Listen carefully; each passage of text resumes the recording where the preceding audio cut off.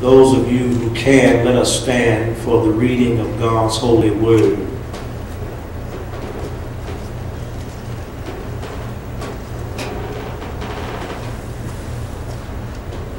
If you're reading from the King James rendering, you should find the following words thusly. It reads, "But as for me, my feet were almost gone. My steps had well nigh slipped. For I was envious at the foolish when I saw the prosperity of the wicked.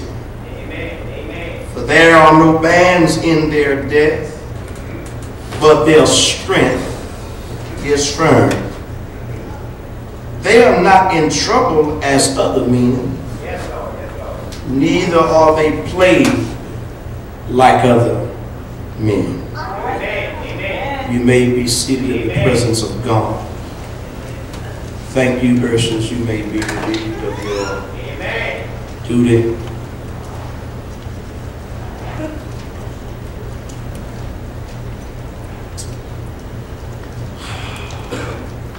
I want to begin, first of all, by telling you that the words of our text comes from a man by the name of Asaph. Amen. Asaph is our speaker. Asaph is disturbed, disgruntled. He's frustrated, aggravated, as many of us have on occasions have been. Asaph is disturbed, brothers and sisters, because he has seen the despair between the righteous and the wicked. Amen. Asaph is distressed, frustrated, and aggravated because he has observed on so many occasions of the righteous folk suffering while the wicked are prospering. Asaph has witnessed the continual success of the ungodly while the agony and distress is going on amongst the children of God. Amen. And I don't know about y'all, but I can agree with Asaph that this got to Asaph so greatly until Asaph reports that my feet almost slipped. When he looked around him and he saw the wicked continually to go higher while the righteous was brought lower and lower. Asaph reports that his feet almost slipped. And I submit to you, brothers and sisters, that he arrived at the conclusion that many of us have periodically arrived at. Asaph said to himself, listen, the wicked is prospering and the righteous is suffering. It just ain't fair. I'm laboring to dot all the right I's. I'm laboring to cross all the appropriate T's, and yet the wicked is still going higher while I'm going lower. It just ain't fair. And just for a short while today, brothers and sisters, the army of Christ, I would that you would pray along with us as we attempt to talk today from this subject. It just ain't fair. And the army of Christ they are gathered. I would that you repeat our thought after us today. If you would, it just ain't fair. Give the Lord a hand praise in this place. Permit me to hasten to say that I know, especially if I got any educated folk in here, that the words that comprise our thought, or our subject, if you will, does not constitute good grammar. I know that the word or expression ain't is not grammatically correct. I know that the correct way to say it is that it just isn't fair. Isn't is a contraction. Isn't is a conversation of the word is and not. But that doesn't seem to capture the fullness of what I'm endeavoring to say today. I just think that I ought to tell you that this expression of it just ain't fair seems to have more volume and it seems to have more impact when I say it just ain't fair.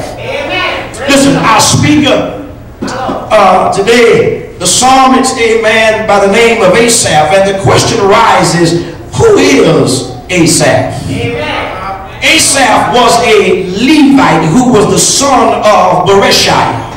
And he was the leader of David's choir, if you will. And Asaph was celebrated as a seer as well as a musical composer. He was the father of Jehoiah and was the chronicle of the kingdom of Judah in the reign of King Hezekiah. And he was the keeper of the royal forest, amen, of paradise, which was known as Artaxerxes. And Asaph was a man who lived for God. Asaph was a man who walked and talked with God. The name Asaph is in the Hebrew. His name simply means one who gathers together. Asaph was a child of God, and Asaph was in touch and in tune with the circumstances and the situation of this day and time. And Asaph was not a man of ignorance, but rather he was one who was well informed. Scholars and theologians tell us that Asaph was one of David's choir masters.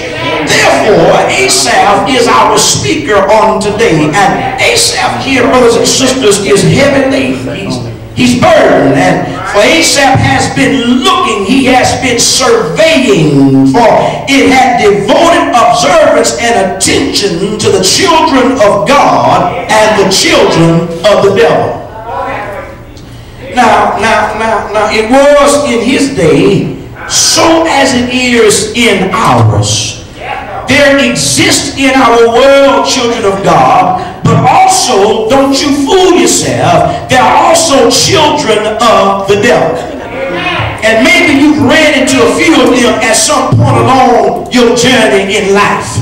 You see, children of the devil, and Asaph had devoted observation, not only children of God, but children of the devil. And I think I want to tell you today that he had devoted in a way of speaking too much to the wicked.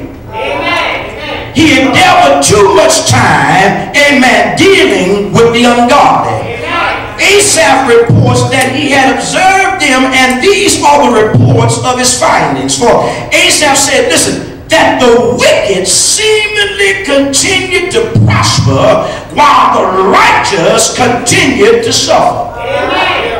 Oh, you know you said that. You know you said that. You said, listen, I go to church, I've been doing all that I can, and it seemed like I'm scuffling trying to make it. But then it looked like those who walk around where you can see all their dirty laundry. Amen. Those who are driving the trues and the voles. They know somebody, not even thinking anything about God, and it seems to appear that they the ones keep all the money.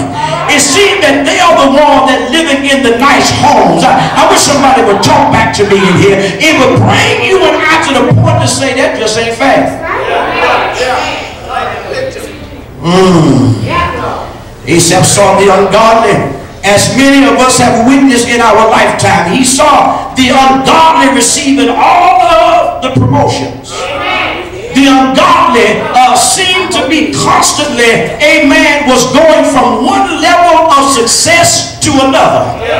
And then he witnessed the righteous constantly being assaulted. And their way being made difficult and hard. He saw the righteous, Lord have mercy, in great distress. And because of this, it got next to Asaph.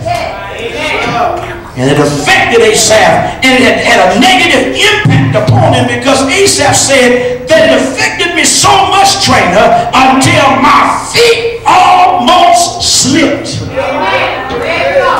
And I think I ought to tell you,